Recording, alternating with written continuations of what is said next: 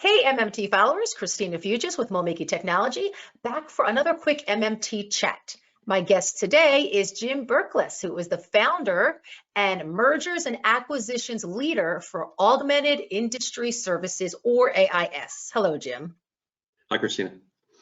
All right, so to get this started, why don't you give us a little snapshot of who you are and your background in manufacturing, in mold making, and how AIS actually came to be and why it's different from other acquisition firms. Back in the 80s, I watched a few too many episodes of LA Law and thought being a lawyer would be a sexy career. So I went to law school and did a lot of M&A work for private equity funds, bought several manufacturing companies. That was the first 10 years. In around 2005, I adopted a couple of kids and we had a kid. And that meant being an M&A lawyer on a full-time basis, just consumed too many hours in the day, and I was a mediocre dad and a mediocre husband. So something had to give. So I moved in-house as a lawyer for a couple of different companies over time that did a lot of M&A. And in 2015, I found myself as the top lawyer running M&A at Barnes Group here in Connecticut, where I live. Barnes has made a bunch of investments in plastic processing companies, and I got to understand the industry as a result. I think we bought 5 businesses while I was there. Barnes owns Manor, the hot runner company out of Europe, Faboha, and several others. And as part of the due diligence process, you get to learn about the companies that you're investing in.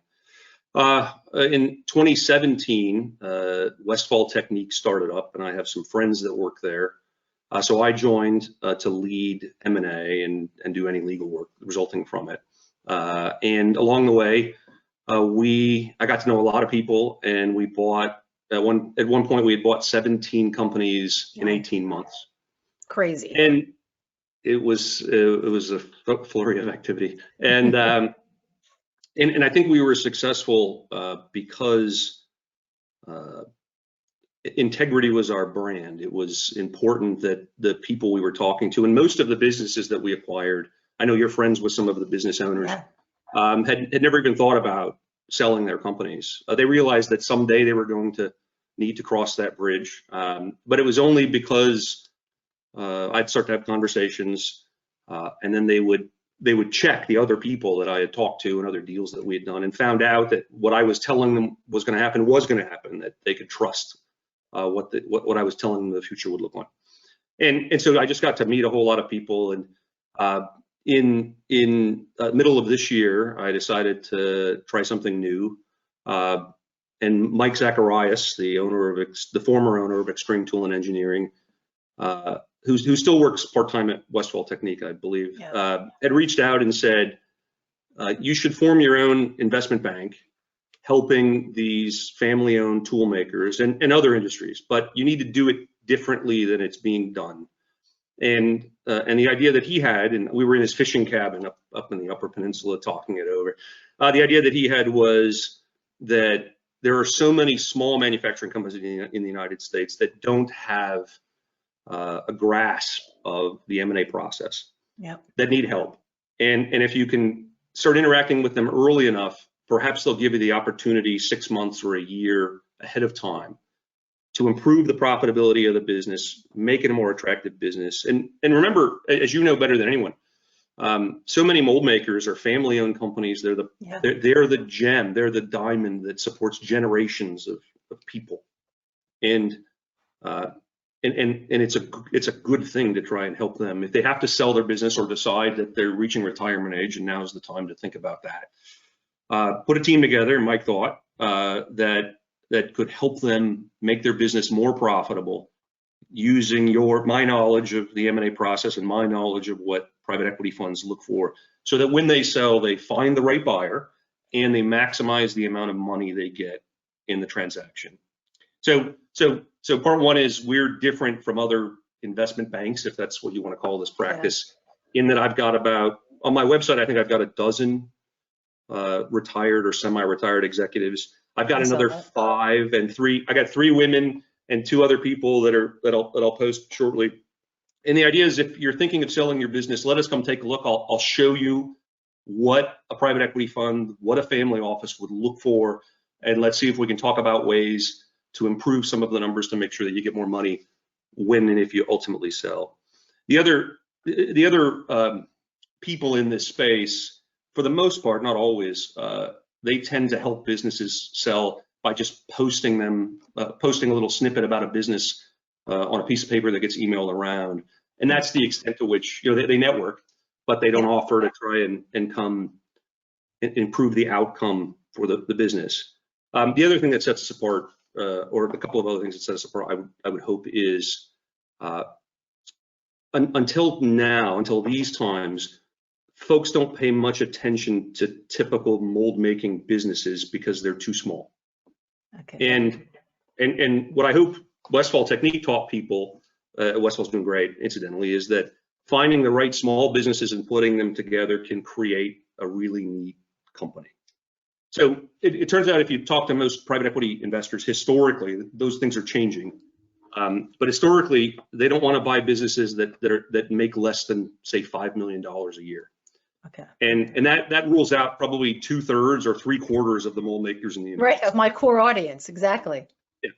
And then on the flip side, the larger investment banks that develop relationships with these businesses and then find them new ownership, they get paid as a percentage of whatever the sale price is. So their customers don't really care about these little businesses, and they're not going to get paid very much to help them be sold. So it's an underbanked, not my term, it's an underbanked segment of the market. Family-owned companies that maybe make $1 million a year, or maybe don't even make any money, but at some point need to find new ownership as the owners reach retirement age. So we work with smaller companies. We have a staff of executives that are trained in and experienced in improving a business's performance. And I don't want to boast. It's not in my nature, but oh, go ahead. I represented several of the largest private equity funds, and I don't believe other bankers have people that know the process as well as I do. So I think I can help demystify and help with the hard questions and the challenges, and ensure a better outcome as a business owner is thinking, what's going to happen to my people, and what's going to happen to the site, and what's going to happen to my town where this is an anchor business. And I know what levers to push and pull. I've personally closed over 200 transactions, either as a lawyer or a buyer or an advisor. There will be no surprises in the process, and advice is free. So happy to help anybody that might need it.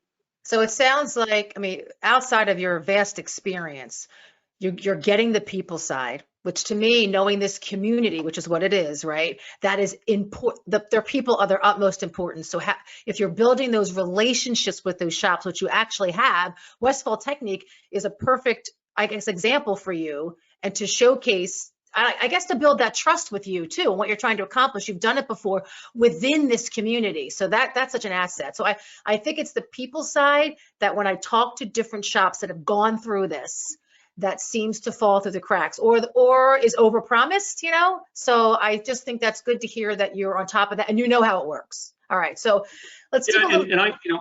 I've spent enough time on a factory floor. So here's what I hope I'm able to deliver.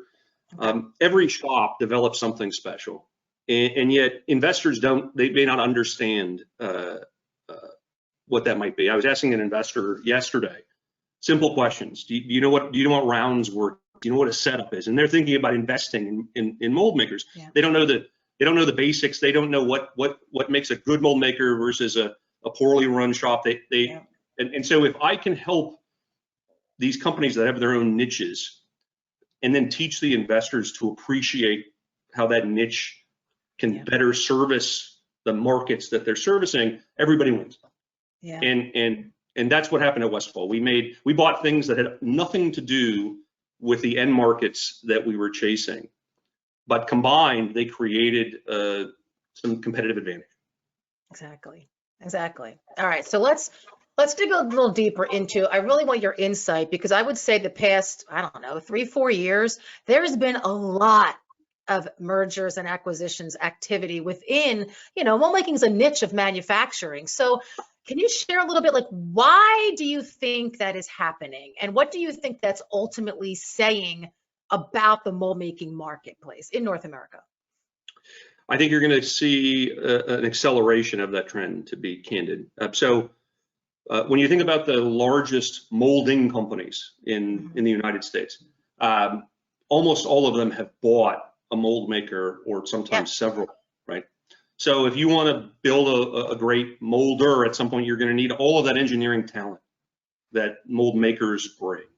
That's one dynamic, and that's not going to change. But the other dynamic is most of the investment is coming ultimately through private equity. So investment vehicles that invest money from pension funds, insurance companies, high net worth families, and that the amount of money that is available is growing at an accelerated rate. I was reading a report the other day that they expect the amount of private equity money to be invested to double in the next 5 years. So whatever we've got now, and that's because private equity is outperforming other kinds of investment classes. So you put your invest your money in a hedge fund, invest your money in a venture capital firm. Private equity is for the most part beating those. So more money, more investment dollars will go there.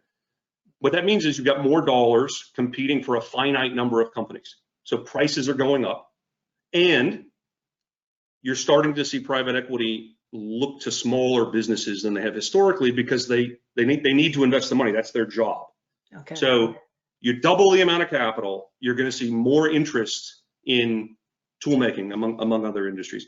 And then the last sort of macro event is the recession in 2006 to 2008 taught a lot of people the value in investing in what some folks call defensible end markets. So in 2006, 2008, the two manufacturing sectors that grew were medical and food and beverage.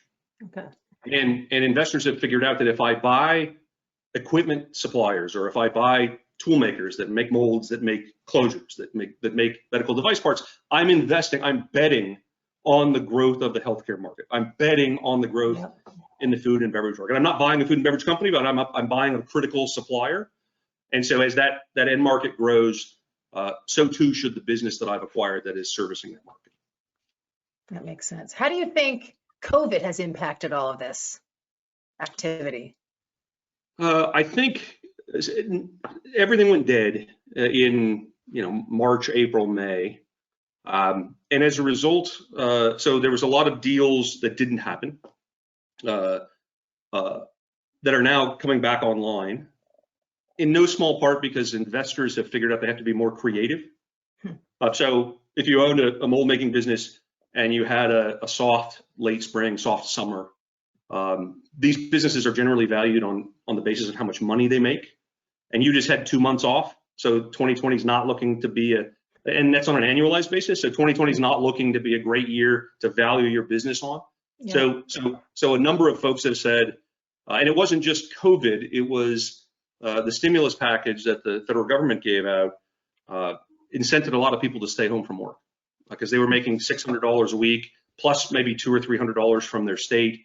So operators in molding companies, for example, were making $45,000 a year, but if they came to work, they'd make $35,000 a year. So they stayed. So you have a number of manufacturing businesses that couldn't get people or had customers that were just closed. You had a lot of programs for food and beverage, by way of example, packaging companies get pushed out. You had a lot of programs to develop new medical devices and elective surgery get pushed out because all the operating rooms were taken up for housing patients. But then for folks that made diagnostic testing or could make molds to make pipettes or vials, those businesses killed it in that part of their work. So there was a little shift in demand, which will make some businesses more attractive than others. But private equity is responding to the businesses that were hurt by coming up with creative ways to pay the owners if the business snaps back. So it used to be that they do what's called an earnout. So in the future, if your business grows, we'll give you more money. Yep. But now they're coming up with more scenarios and different ways to say, all right, if 2021 you rebound, we'll give you more value. Or if we build this great company and sell it, you'll get paid a bonus to try to bridge the gap that is a soft 2020, and the concern that an owner might have to say, now is not the right time, I should stick around another year until my business is, returns back to revenue and profitability from prior years.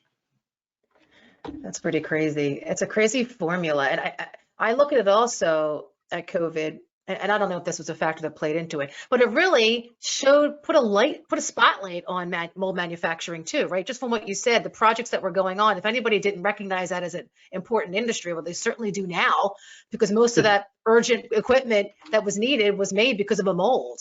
So I think a lot of factors played into that. All right, so with all of your experience, I mean, you have had to have witnessed good and bad deals, we'll call them, right? So can you share some advice to mold builders that are preparing for a sale, even if they're thinking about it? Like, how far in advance should they, how far do they look back, and what are things they can put in place now?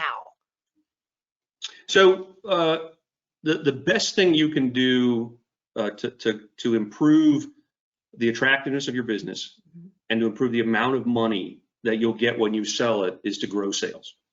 Now, obviously, with lead times being what they are, you can't just flip a switch and all of a sudden have a bunch of new business in your shop. So if you're thinking, I want to sell the business 2, 3, 4 years from now, make the investment in sales people that can drive revenue. That will differentiate your business. If you don't have that time, so I need to sell in the next 12 months or whatever it might be, or perhaps your business is doing great. Maybe you were a laboratory diagnostics company, or you made tools for PPE or whatever it might be. Then you should work on the cost side of your business. Okay. Work on, and and my website has 100 pages of specific ideas. Nobody seems to want to read it, but that's fine. Something you can tell me all about that. But there are specific things you can do to ensure a successful transaction when you're ready, and to maximize the amount of money that you would get. And we're happy to help, but I give this away for free. It's on the website. If somebody goes to the website and wants other ideas or have specific questions, happy to answer them. That's awesome. And I know we are working on some content, so people will be seeing on MoldMakingTechnology.com also some of those tips that you're talking about. I have to give a shout out when you talk about sales, increasing sales. Well, one important way for mold shops to do that is marketing. At least get the word out there to attract customers. So you have to open up your doors and tell us your stories, like use the trade press, improve your website, get on social, put themselves out there, right, to showcase who they are and what they're doing. And that's a way of attracting customers. So I just need to say that, because I think there's power in that a lot of shops don't focus on. And it's not hard to do it. Sometimes it's just a matter of pick up the phone and calling somebody like me, and we can help you do that. So that's just a little shout out. All right. So and I think what you do help. Look, if you look at some of the more successful shops that you've covered and studied, those that have won your lead time award with all the advertising it is, if you wanted to buy a mold out of Europe now, you might wait a year. When I was at Westfall, I led all of the commercial efforts. I was in a conversation with the tooling manager for a major medical OEM. This lady spends tens of millions of dollars on molds every year, and we were negotiating payment terms, and she said, well, we'll pay you within 90 days. I said, in 90 days, the mold will be running. And you haven't even paid me for the steel. Like, come on, I had to pay somebody for, and she had no idea that you could actually get a mold built in the kind of lead times that the shops that you covered, because they just keep doing business. So all I'm trying to add to that is, in the medical space, for example, lead times, and to some extent price, but lead time is a key driver. In the packaging space, it's cycle time. And reputability, and I would just suggest that people should talk to you about how to market what they do and figure out where that fits. So I'll give you a great example. A startup medical device company. So Christina or Jim have our physicians practice. We've come up with something new. Those businesses tend not to be part price sensitive. So I need 1,000 of them. I don't care if it's $1 or $5 because I'm going to sell them instantly. But they are tooling price sensitive. Whereas when that little business gets bought by BD or Medtronic, they become part price sensitive and not tooling price sensitive. So you need to find us, if you want to attack that market, you need to find a solution that fits what the customer is able to pay. So you see a lot of businesses that cater to startup medical device by sourcing tools offshore or finding shops in the US that can be cost effective, probably because they have a lot of automation. And anyway, this is a long-winded way of saying it's not just marketing, it's marketing what you do and figuring out what customer would be receptive to what it is that makes you special. Yeah, that's true. Good point. And I thank you for the shout out, because you're right. I can think of a number of our past Lead Time Leader winners that have been acquired. I bought several of them. Yes, and actually I just interviewed one last week. Excel Tool and Mold out in Erie, Pennsylvania was another one from 2019 that just sold. So yeah, it happens. So I like to think there's a power in the press that way.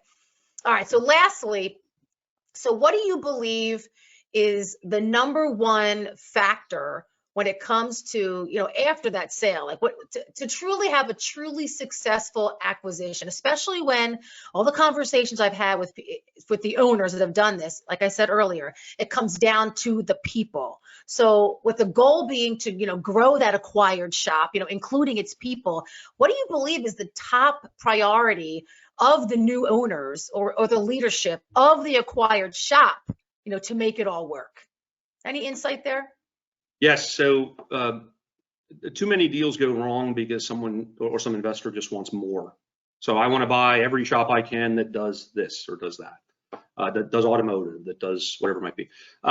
The secret to success is making sure that both the buyer and the seller have clear line of sight to the strategy and that strategy meets a market need.